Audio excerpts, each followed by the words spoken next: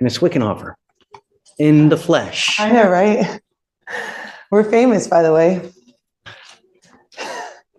Over 30K people watch it. Anyways, it doesn't matter. I have to read off my phone, so I apologize, but It's okay. it says, Your Honor, I was convicted of driving while intoxicated in this court on October 14, 2019, under cause number 222. You already got it.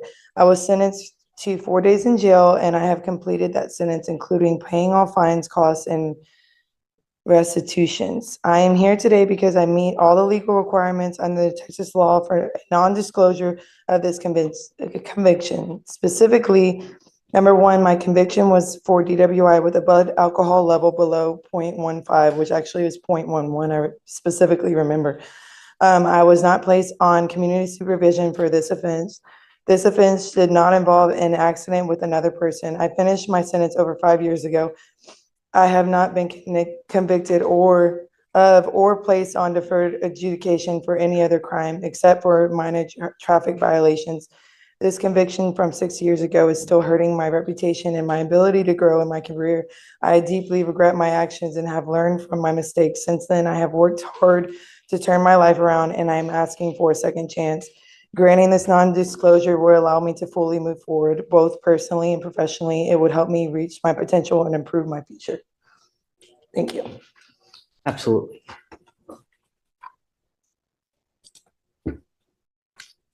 So I don't think I can. Show me where you think I can, but non-disclosures are traditionally for people who take deferreds, complete the deferreds, and are eligible to have it sealed.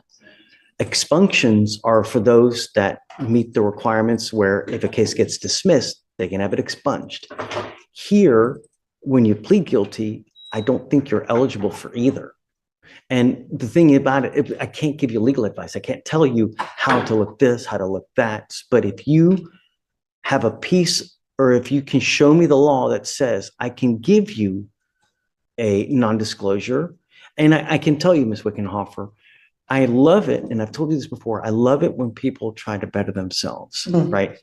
If I can, I will, because I'm always about trying to make someone's life better, right? Yes, But I have to follow the law. I can't just say, okay, I can't just rubber stamp and do it just for the sake of doing it. There has to be a law, because if not, they appeal it and I'll get overturned. Yeah, I think it was traditionally the happens. points I said, because I was under a certain amount of alcohol in my system. That doesn't, what matters is the ultimate result in the case. Did you plead guilty? Did you do a probation? Did you do a deferred? I think that the legislature even now made deferreds available for certain types of DWIs so that people don't get convictions, right? But, and we never do them, right? But you can, right? And it's surprising that no people do deferreds on DWIs. Traditionally in Harris County, Judge, we don't even offer deferreds on DWIs. But theoretically, if you go without an agreed recommendation, we could, and I think that we may have. I don't remember, but so they don't grant deferred here then in Harris County. No, you can. You have to pay more money. So it sounds like. No, it's not about money. It's about, there are other options that are better. Okay. For some. So I think that's probably why I didn't do it, because they didn't give me the option to. We always do, though. Every single case. I talk to every single person that comes up here, and I make sure, hey, look, you're making a lifetime decision. Are you sure that you want to do this? Because it's not Target. You can't return it once you do it. Yeah. I literally, every person I scrutinize, micromanage. That's why we're still here. It's 1:10 when most judges are gone by now, right? Yeah. People tell me. I really care about everybody that rolls here, and I want everybody to get the great result. And I don't know what was happening in your life at the time when this happened. Why did it end up like this? Was there something other? Did you have other charges elsewhere? If you can show me in the law that I can, then let's talk. That means you got to get it, in writing.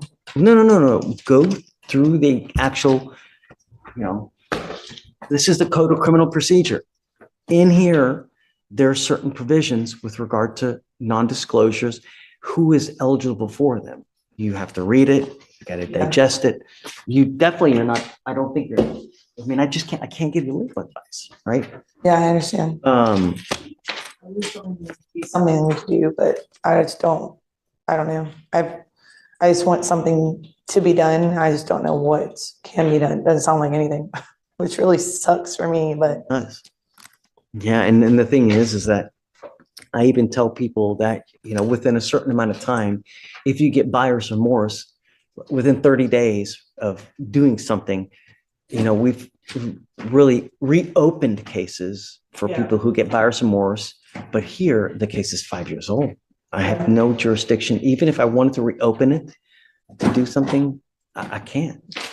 The only advice. Any service I can do, like any extra thing I can do. What I would do is really go to a lawyer. You're going to have to spend a little bit of money. Go to a lawyer and fine tooth comb non-disclosure law. Okay. And see, is there an out? Is there this? Is there that? Mm-hmm. Just ask questions. Okay. You may have to hire a lawyer to really dig into it to see what you can do. Okay. But I can't give you legal advice. I can't sit there and comb the code with you to see, is there a provision that would get it? Because there's so many little nuances here and there. Right. I mean, even so much as a 0.15 or above or 0.15 or below, how long it'll suspend your license versus this, there's just so many little nuances. I'm so sorry. It's okay. What was that book called again? The Code of Criminal Procedure. Okay. All right. So, thank you. and Google Code of Criminal Procedure, Texas non-disclosure, and even if you do that in Google, you'll have so many other lawyers' sites.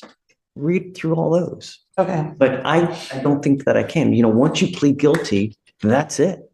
That's why I caution everybody, when you take the easy way out, when you do something like this, it's a lifetime thing. Yeah, I understand. Thank you. This is the moment most people don't realize until it's too late. A guilty plea feels like the fastest way out of a problem, but legally, it slams doors shut forever. Non-disclosure and expunction aren't about regret or good behavior later, they're about how the case was resolved on day one. And that's what the judge is stressing here: once you plead guilty, the law stops caring how much you've changed. So here's the question for you watching: should courts do more to explain these lifetime consequences before people plead, or is that responsibility entirely on the defendant?